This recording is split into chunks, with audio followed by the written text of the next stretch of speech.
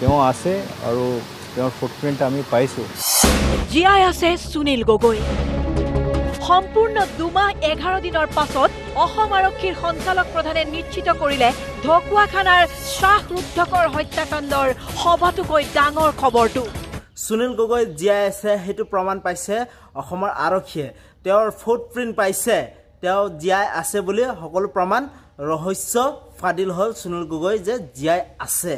সম্পূৰ্ণ 2 মাহ 11 দিনৰ পিছত অসমৰ আৰক্ষীৰ সঞ্চালক তেওঁ নিশ্চিত কৰিলে যে সুনীল গগৈ জীয়াই আছে। ঢকুৱাখানা চাহ উদ্যোগৰ সবাতোতকৈ ডাঙৰ খবৰটো ঢকুৱাখানাৰ হাপতীয়া চেতিয়া গাঁৱৰ সেই ডাঙৰ যিহেতু নেকি হত্যাকাণ্ডৰ ৰহস্য, সুনীলৰ হত্যাকাণ্ডৰ ডাঙৰ ৰহস্য, সেইটো ছিন্নমুণ্ড হৈ যোৱা যিহেতু নেকি অগ্নিকাণ্ডত জ্বলি থকা সেই জাহাংগীৰৰ মৃতদেহটো সুনীল গগৈৰ হয় বুলি তেওঁ প্ৰমাণ দিছিল প্ৰথমতে আৰক্ষীয়ে।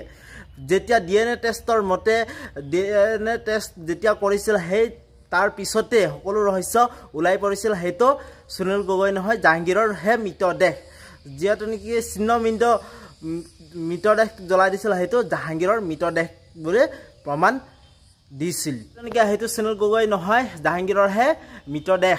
আৰু এতিয়া বৰ্তমান অসমৰ বাহিৰত সুনীল গগৈৰ অৱস্থিতিৰ কথা ধৰা পেলাইছে অসম আৰক্ষীয়ে। আৰক্ষীৰ সঞ্চালক প্ৰধানে অসমৰ বাহিৰত সুনীল গগৈ আছে। সুনীল গগৈ ইলেক্ট্ৰনিক ফুটপ্ৰিণ্ট কথা পোৱাৰ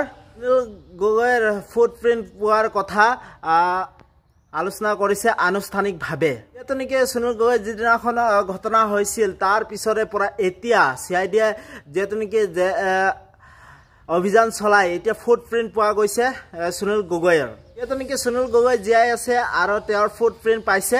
তেনেকৈ এতিয়া সুনীল গগৈ ফুটপ্ৰিণ্ট পোৱাৰ পিছতো এতিয়া সুনীল গগৈয়ে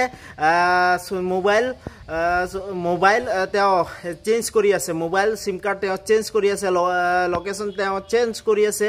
সুনীল গগৈ সকলো তথ্য পাতি পোৱা গৈছে অসমৰ আৰক্ষীয়ে। আৰু অসমৰ যিহেতু নেকি আৰক্ষী সঞ্চালক তেওঁ সকলো তথ্য পাতি ৰহস্য ফাদিল কৰিলে সাংবাদিকৰ আগত। আৰু ইয়াৰ লগে লগে সুনীল গগৈৰ তদন্তৰ নতুন গতি লাভ কৰিলে আৰু সকলো কথা ক'লে আৰু অসমৰ আৰক্ষী সঞ্চালকে। এতিয়া যিহেতু নেকি 2 মাহ 11 দিন সুনীল গগৈৰ মৃত্যু হৈছিল বুলি CID-য়ে তদন্ত কৰি এতিয়া জাহাংগীৰৰ মৃতদেহটো অগ্নিকাণ্ডত জ্বলাই দিয়া হৈছিল। তাৰ পিছতে এতিয়া সুনীল গগৈ যে বাহিৰত যে জীয়াই আছে সকলো কথা আৰক্ষীৰ সঞ্চালকে ফাদিল কৰিলে। তেওঁৰ তথ্য প্ৰমাণ পত্ৰ সকলো পালে আৰু এতিয়া কোন জেগাত আছে সকলো কথা তথ্য CID-ৰ হাতত আছে। সকলো কথা খুলি ক'লে অসমৰ আৰক্ষী সঞ্চালকে। হাপতীয়া চেতিয়া গাঁৱৰ বিজেপিৰ যিহেতু নেকি সঞ্চালক সুনীল গগৈৰ ঘৰ পিছফালে তেওঁৰ বাৰীত যিহেতু নেকি সুনীল গগৈ হত্যা হৈছিল বুলি কৈছিল, কিন্তু সেই হত্যা হৈছিল জাহাংগীৰৰ। সেই জাহাংগীৰৰ মৃতদেহটো DNA টেষ্টত ধৰা পৰিছিল। ধৰা পৰাৰ পিছত এতিয়া সুনীল গগৈ এতিয়া বাহিৰত আছে। সুনীল গগৈ বাহিৰত অৱস্থিত, তেওঁ কোন জেগাত আছে এতিয়ালৈকে ক'ব পৰা নাই সুনীল গগৈ যে কোন জেগাত আছে, কিন্তু সেইটো প্ৰমাণ নিশ্চিত হৈছে মৃতদেহটো জ্বলাই দিয়া হৈছিল সেইটো জাহাংগীৰৰ হয়। আৰু এতিয়া বৰ্তমান প্ৰমাণ হৈ পৰিছে সুনীল গগৈ যে জীয়াই আছে, সকলো তথ্য ৰহস্য ফাদিল হৈ পৰিছে। সুনীল গগৈ যে জীয়াই আছে আৰক্ষী সঞ্চালকেও নিজেও নিজ মুখেৰে সাংবাদিকৰ আগত খোলসা কৰিছে। সুনীল গগৈ হত্যা হৈছিল বুলি কয় 3 জুনৰ পৰাই উচ্চ পদস্থ উপস্থিত হয়, তেওঁক CID আৰু ফৰেনচিকৰ দল উপস্থিত হয় সকলো তদন্ত আৰু চলাইছিল।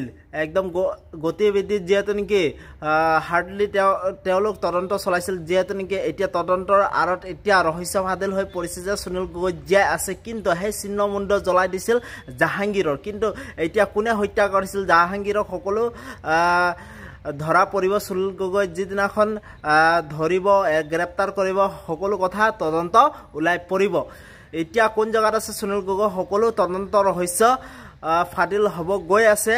এতিয়া যেহেতু নেকি সুনীল গগৈৰ পত্নী পুষ্পা গগৈ আৰু তেওঁৰ পুত্ৰ ভতিজা আৰু তেওঁ সকলোকে ধৰি জেৰা চলাই আছে আৰক্ষীয়ে সঞ্চালকে তো সেইটো কাৰণে মই এই ভিডিঅ'টো বনালোঁ তো আপোনালোকে মোৰ ভিডিঅ'টো যদি চাই ভাল পালে প্লিজ আপোনালোকে লাইক ছাবস্ক্ৰাইব আৰু কমেণ্ট কৰি জনাব তো ঠিক আছে বাই বাই নতুন ভিডিঅ' আপোনালোকক লগ পাম তো